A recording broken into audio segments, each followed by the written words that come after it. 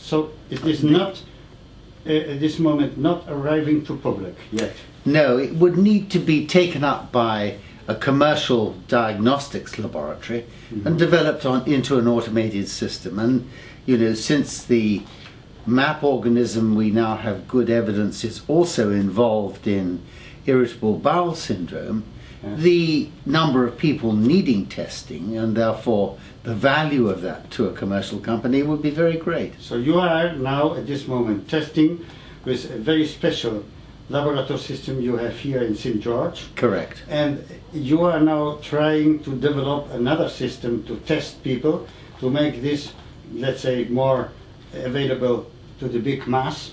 And this test is not yet ready. And this is a test which would be some serum-like test? We are doing research which is directed towards simplifying, improving and making smarter the diagnosis of M.A.P infection in humans. Yes. And there are two parts to the diagnosis of M.A.P infection in humans. The first is to detect the M.A.P organisms themselves. Because they won't grow in culture from humans, or at least they take years to grow in culture, this has to be a test for their DNA. And we are working on making that much better by capturing them out of a blood sample or out of an intestinal sample and then doing what's called the PCR test for their DNA. That's the first thing. The second thing we and others are focusing on immunological signals that M.A.P gives out, which are recognized to the body, which might be helpful in diagnosis. So far, no magic, if you like, signal has been discovered, but they must be there somewhere, so we're still looking for those. Now, why we have these diseases in different form is to say that the results we obtain by investigating M.A.P on Crohn's disease, on colitis ulcerosa, on IBS, we saw that also on your presentation.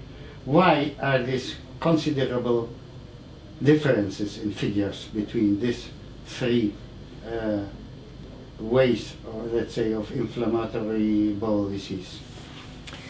The evidence that we and now increasingly other laboratories have been able to obtain in research really suggests that most of Crohn's disease is caused by M.A.P.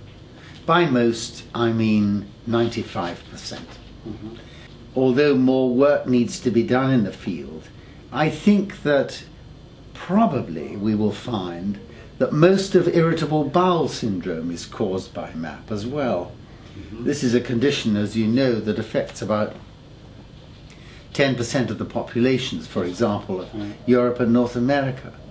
And it agrees with the scientific evidence we have, which suggests that human populations are widely exposed to M.A.P bugs, which is, sadly, in our domestic livestock, in our farm animals. Can we also consider collagenous colitis, microscopic colitis and lymphatic colitis as a part of all that? The real answer to that is I don't know. What are the probabilities? We of course need to do some M.A.P testing in those rarer forms of colitis. My prediction would be that a proportion of them would actually be a manifestation of the infection of the intestine by M.A.P. Ulcerative colitis is almost certainly a different disease from Crohn's disease. But if somebody's got ulcerative colitis and they happen to be susceptible to a M.A.P infection, then of course they can get a M.A.P infection on top of the ulcerative colitis, and that gives a mixed picture of the disease clinically and pathologically that doctors currently call indeterminate colitis. But it's almost certainly a M.A.P infection on top of ulcerative colitis, or simply that it's a MAP infection in a slightly unusual form. Doctors, continuing on the same point, there are people who are saying that they have, instead of colitis ulcerosa on the, let's say, big bowel, on the colon, they say that CROHN appears there and not the colitis ulcerosa. So is there some difference then which we can report on that? Do you mean in that case that the people who have the so-called colitis ulcerosa but that they don't have, let's say, the same picture in their colon as, for instance, the Crohn's people? And if these Crohn's people, it is really Crohn's, does it mean that they are 100% MAP attacked on their big bowel, let's say what we call big bowel's colon? What do you think about that, please? Well, it's actually quite clear. Crohn's disease can affect both the small gut, yes, the large gut, yes, the colon, or both. Yes. And the type of inflammation tends to progress through the whole thickness of the wall of the gut. Yeah. And when you look at it down the microscope, it's got a characteristic picture. Now, ulcerative colitis is a completely different picture. It doesn't involve the small intestine. It only involves the colon. And it only involves the superficial layer inside the colon, or the lining of the colon, which is called the mucosa. And although we don't yet know for certain, it's pretty likely that ulcerative colitis is also triggered by a bug, but in this case the bug triggers the immune system of the host to attack the lining of the colon very, very specifically. And there are other diseases in humans, like nephritis, for example, inflammation of the kidney, where a bug can trigger the immune system to attack a very specific part of the body. And this is what we think is happening in ulcerative colitis.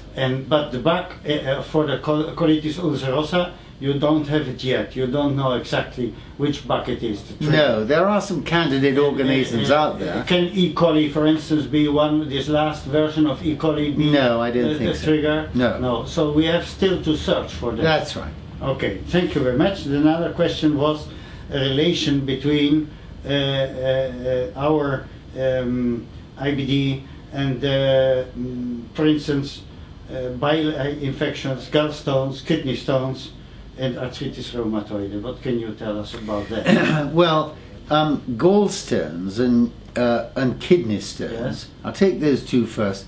Gallstones tend to be more common in people with Crohn's disease because an important component of the bile is reabsorbed in the part of the gut that's affected by Crohn's disease. And if there is Crohn's disease in that segment, or if that segment has to be removed at operation, this important component is not reabsorbed. So the bile becomes a less suitable medium for things like cholesterol, and the cholesterol precipitates out and forms stones.